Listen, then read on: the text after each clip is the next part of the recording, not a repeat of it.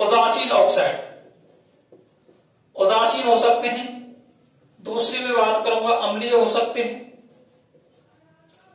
तीसरी बात करूंगा क्षारीय हो सकते हैं।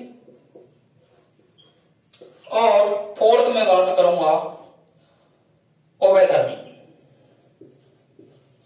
उभयधर्मी ऑक्साइड। आई बात समझ में? उभयधर्मी, क्षारीय ऑक्साइड, अम्लीय ऑक्साइड और उदासीन ऑक्साइड।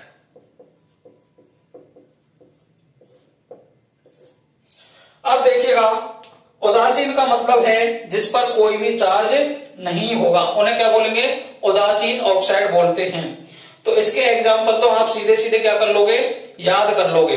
4 एग्जाम्पल हैं, इसके अलावा कोई भी आपको एग्जाम्पल पेपर में नहीं मिलेगा।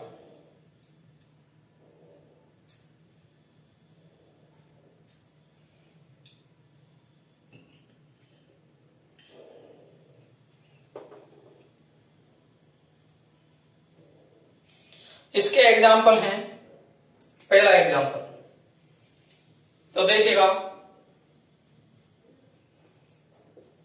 H2O,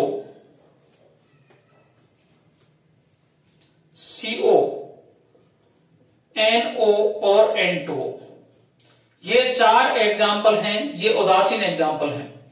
ETC, इन 4 के अलावा आपको कोई भी उदासीन नहीं मिलेगा। अम्लीय ऑक्साइड में क्या करेंगे बताओ? यदि केंद्रीय परमाणु, क्या करूं मैं? केंद्रीय परमाणु की ऑक्सीकरण अवस्था, ऑक्सीकरण अवस्था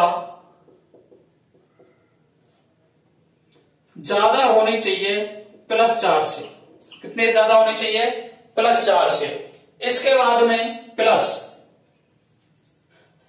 अधातुओं के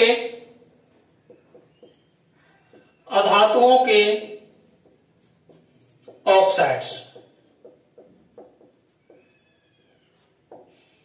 अधातुओं के ऑक्साइड मतलब पी ब्लॉक के साथ में जितने भी ऑक्साइड होंगे वे किस नेचर के होंगे बताओ? अम्लीय नेचर के होंगे। ये बात आपको याद रखनी है। केंद्रीय परमाणु की ऑक्सीकरण अवस्था +4 से ज्यादा होनी चाहिए और अधातुओं के ऑक्साइड होने चाहिए पी ब्लॉक के। वो सारे किस नेचर में जाएंगे? अम्लीय ऑक्साइड में। यदि मैं बात करूं क्षारीय ऑक्साइड की, तो क्षारीय ऑक्साइड में आपको याद रखना है, जो धातु है, धातु की और धातु की ऑक्सीकरण अवस्था, ऑक्सीकरण अवस्था, इसे ही बोलते हैं केंद्रीय परमाणु। क्या बोलते हैं जी? केंद्रीय परमाणु की ऑक्सीकरण अवस्था होनी चाहिए +1, +2, +3। ये सारे किस नेचर के होंगे बताओ? क्षारीय ऑक्साइड। उभयधर्मी ऑक्साइड में याद रखना है आपको, जिंक का हो, बेरिलियम का हो, एल्यूमिनियम का हो, गैलियम का हो, टिन का हो, क्रोमियम का हो, वेनेडियम हो, आर्सेनिक हो और पीबी हो। इसके बाद में 35-33, अर्थात ये +3 में हो, ये +5 में हो, ये +3 में हो और ये भी आर्सेनिक भी क्या हो? +3 में हो। इन सभी के जितने भी ऑक्साइड्स होंगे वो सारे किस नेचर के होंगे? उभयधर्मी नेचर के होंगे। अब इसकी अपन ट्रिक लिख लेते हैं। तो देखो, जो इसकी ट्रिक है वो है जनाबे अली, जनाबे अली गाया सुनाया करे, गाया सुनाया करे वो सब आसमानी, आसमानी प्रभु।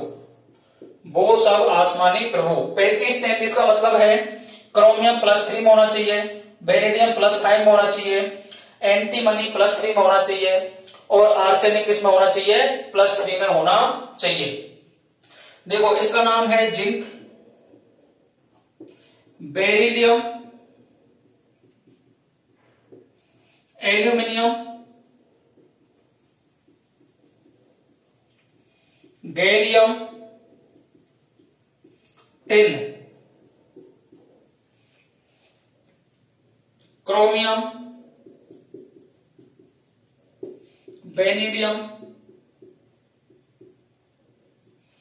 एंटीमनी, आर्सेनिक और लेड। ये क्या है? इनके नाम हैं। ये ट्रिक आपको याद होनी चाहिए, हमेशा याद होनी चाहिए। इसके बाद में आप ऑक्साइड्स के नेचर में कभी भी नहीं फंसोगे, ये मेरी गारंटी है। अब कर लेते हैं एग्जाम्पल, क्योंकि एग्जाम्पल ही आपको आने चाहिए। तो देखिएगा, सबसे पहले एग्जाम्पल दे रखा है H2O। तो बताओ H2O उदासीन है, अम्लीय है, क्षारीय, अवैधर्मी? तो मैंने आपको बताया H2O हो, CO हो, NO हो और N2O हो। तो ये सारे किस नेचर के बताओ? ये है जी उदासीन नेचर के। किस नेचर के हैं? उदासीन नेचर के। इसके बाद में बात करोगे आप Cl2O। तो ऑक्सीजन तो -2 में है और ये +1 में है, क्लोरीन। तो +1 में है तो +1 वाला कहां आना चाहिए बताओ? क्षारीय ऑक्साइड होना चाहिए क्या? बिल्कुल होना चाहिए। लेकिन जो Cl है ये कौन है? P ब्लॉक का एलिमेंट है, तो इसलिए ये किस नेचर का हो गया? अम्लीय नेचर का हो गया। B2O5 तो ये -2 में है तो ये +5 में आ गया, क्योंकि 5 दूनी 10, 10/2 +5 में। तो बेनेडियम +5 में आना चाहिए। तो +5 से ज्यादा होना चाहिए तो अम्लीय होना चाहिए। बोलो, केंद्रीय परमाणु की +4 से ज्यादा होगी तो अम्लीय होना चाहिए। लेकिन B2O5 B किसमें है? +5 में, ये अवैधर्मी। तो ये किस नेचर का हो गया बताओ? अवैधर्मी नेचर का, अवैधर्मी नेचर का। इसके बाद में B2O3 तो ये -2 तो 6, ये +3। आई बात समझ में? 3 दूनी 6, 6/2 3, +3 में है तो बेनेडियम +5 वाला तो किस में जाएगा बताओ? अवैधर्मी में। लेकिन +3 वाला किस में आ जाएगा? क्षारीय में। ये किस नेचर का है बोलो? क्षारीय नेचर का। जिंक +2 में है, ये -2 में। लेकिन मैंने बताया जिंक के जितने भी ऑक्साइड हैं वो किस नेचर के हैं? अवैधर्मी नेचर के हैं। Na2O ये +1 में है, ये -2 में, ये क्षारीय नेचर का हो गया। BeO +2 -2 क्षारीय होना चाहिए था, लेकिन बेरिलियम कहां है बताओ? बेरिलियम कहां है बताओ? अवैधर्मी में। तो ये किस नेचर का हो गया? अवैधर्मी नेचर का। K2O ये क्षारीय नेचर का है, -2 +1। Cl2O7 -2 14/2 तो +7 में गया क्लोरीन और +7 में गया। लेकिन किस नेचर का है? ये पदार्थों के ऑक्साइड है। किस नेचर का हो गया? अम्लीय नेचर का। Sb3 तो ये -2 6 में +3 में आ गया। ये एंटीमनी किस नेचर का है बताओ? एंटीमनी कहां मिलता है? Sb +3 में। किस नेचर का बोलो? अवैधर्मी नेचर का, अवैधर्मी। -2 6 ये +3 में। आर्सेनिक किस में? +3 में, ये भी अवैधर्मी नेचर का। MnO2 तो ये देखो +4 में और ये -2 में, तो 2 दूनी 4 +4 में। तो याद रख लेना +4 वाले OS वाले भी अवैधर्मी नेचर के ही होते हैं। तो ये भी किस नेचर का हो गया? अवैधर्मी। इसके बाद में MnO ये +2 में, ये -2 में, ये क्षारीय नेचर का हो गया। बोलो किसी कोई परेशानी? Al2O3 ये -2 6, ये +3 में, ये अवैधर्मी नेचर का है। ये -2 6 +3 गैलियम है। गैलियम किस नेचर? P ब्लॉक का है, तो ये किस नेचर का है बोलो? अम्लीय नेचर का।